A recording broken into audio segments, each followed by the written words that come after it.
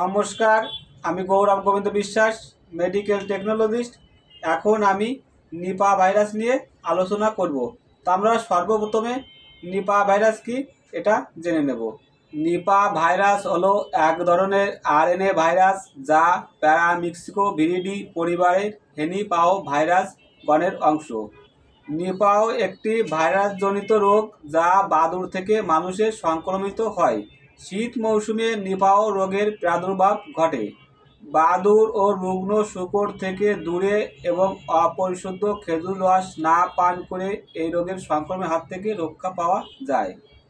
এখন আমরা জেনে নেব নিপাও ভাইরাসের লক্ষণ।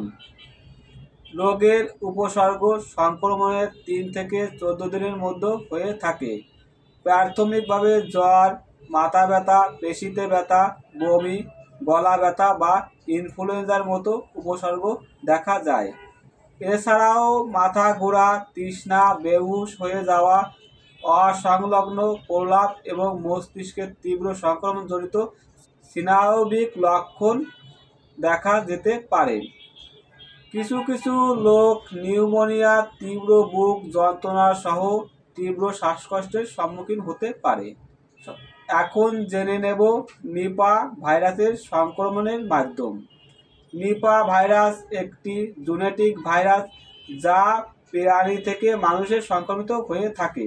বাংলাদেশ এবং ভারতে এই রোগের প্রাদুর্ভাব সংক্রমিত ফলভোজী বাদুড়ের প্রস্রাব অথবা লালা দ্বারা দূষিত ফল বা ফলের পণ্য যেমন কাঁচা খেজুর রস খাওয়ার ফলে ঘটে।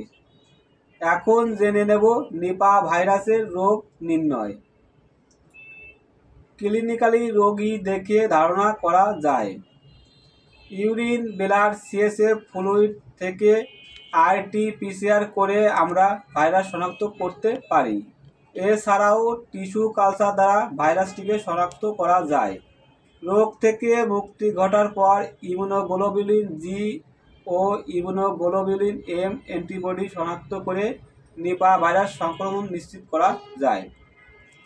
এখন জেনে নেব নিপা ভাইরাস প্রতিরোধ।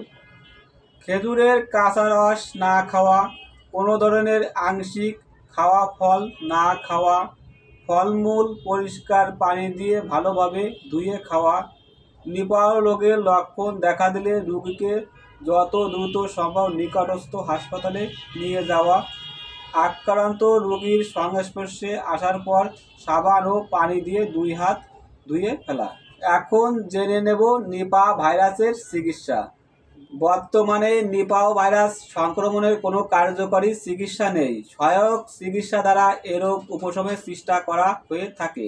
নিপাও ভাইরাস দ্বারা আক্রান্ত এমন প্রত্যেক সন্দেহভাজন ব্যক্তিদের আলাদা করে রাখা প্রয়োজন এবং সহায়ক চিকিৎসা দেওয়া প্রয়োজন। যদি আমার এই ভিডিওটি ভালো লেগে থাকে তাহলে লাইক, কমেন্ট, শেয়ার এবং সাবস্ক্রাইব করবেন।